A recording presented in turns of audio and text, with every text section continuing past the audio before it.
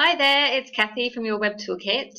In this video today, I'm just going to share a really neat little trick with you to help you drive more traffic from Pinterest. Now, Pinterest is a search engine, but obviously it's a visual medium, so you need to create images that you have in your blog posts that you then pin to boards on Pinterest, and they link back to your website. So obviously it's a great way to drive traffic to your website, to your blog posts, and feed it into a bigger strategy to collect email addresses, for example, or get get clients or sell your products. So today what I'm going to show you is how you can hide images on your blog post. Now, why would you want to do this? One reason might be that you don't want those big, long, like the Pinterest images, the ones that convert, those big, long, narrow ones. So you might feel that they clog up your blog post and you don't like how they look. And another use for it is that you can create more than one pin per post.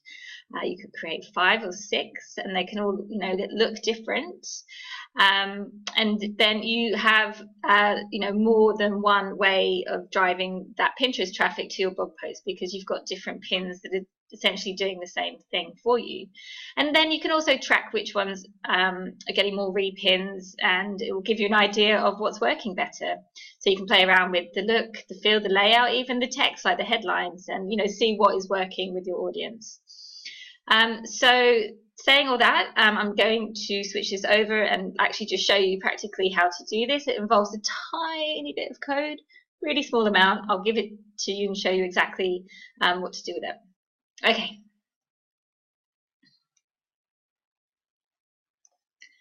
Okay, so here we are. This is a page of my website where I was advertising a Facebook live session that was taking place with a friend of mine who's an SEO expert. So it's just a simple page. There's not too much on it, and I felt that having a big pin sitting on there was kind of going to detract from the message. Now, before you can do any of this, the first thing you'll need to do is get this pin it tool for your browser. So if you just put that into Google and then follow the link. So I've done it for Chrome because that's what I use. However, if you use a different browser, you just need to search for your one. So this is it. It's called the Pinterest Save button. As you can see, mine's already been added. You'll just click this, add to Chrome, and that little icon up here will appear. So once you've got that installed, what we can do is, and this works on any page, not just your own website, obviously. When you click this, what happens is all the images on the page appear like this. And then it gives you the opportunity to save those pins to your Pinterest board. So as you can see, I've got these 2 images which are obvious on the page. And then we've got this big pin here, this big, nicely designed, rich text pin. I've put some information down here. And I pinned that to a couple of my Pinterest boards. But going back to the actual page itself, it doesn't appear there. So it's kind of hidden, but it means that people on Pinterest will see this pin, and when they click on it, the link will take them back to this page. Let's just pop in and I'll show you how I did it. Okay, so this is the back end of my website, and this is the page in question. Now, my site's built on Divi, so that's why it kind of looks like this. If you're just using native WordPress for a blog post or for a page, it will look different. It won't look like this on your end. But it doesn't matter because it's still the same area that we're talking about. Okay, so I'm going to click here into this text module. Now, if you just ignore all that, if we look at this bit here, okay, I'll make it full screen. So this is how it would look if you are in native WordPress, if you're in a blog or a page. And you'll have here the tab visual and text. So whether or not you've looked at this before, the idea here is that the visual is just where you type stuff in, that's how it looks, and here in the back end is where you can add HTML. And that's what we've done. So if you look here, I've got this bit of text here. It's a div, and this is where the image is living.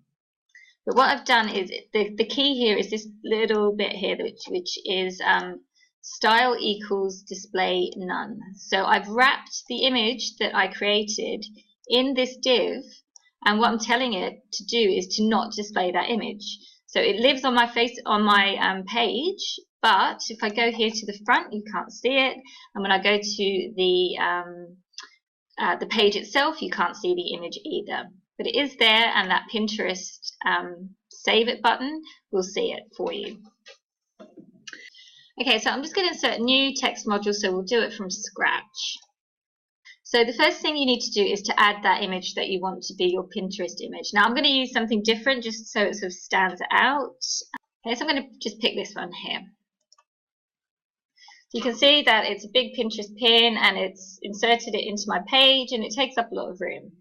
When we click here to the text module, this is all the HTML code for the image, and it's in here that we need to make the change. So you just need to create a new div, which you do by typing div, and you write style equals, in quotes, display colon none, semicolon at the end, with quote marks, and then you close your div. And just at the very end of the entire lot of code here, you just need to close your div, which you just do like this. And you can just check it by going here into the visual tab, and you can see that that image has disappeared. Okay, so I'm just going to update the page for now, and then hit preview changes. Okay, and then when we use our Pinterest button here, I can see that this new pin has appeared. Now it's gone a little confused for some reason. It's mixed up the alt text, but what you just need to do to ensure that you're putting lots of information in there. So the idea is to make this content with keywords and that's relevant to the pin, and it encourages people to click back through to your website. And so where you do that here is in this alt section. So in there you can type as much text as you want with your keywords in there to make your pin a rich text pin, is what it's called, and that's going to increase engagement with it and increase traffic back to your website. And that's it really. So it's just inserting the image and adding that little bit of code to make it invisible essentially. And then you can you could do that as many times as you want. So you could have, say, 5 images that you've got here on your blog post or on your page, and then you can pin each of those to a different board or cycle through them.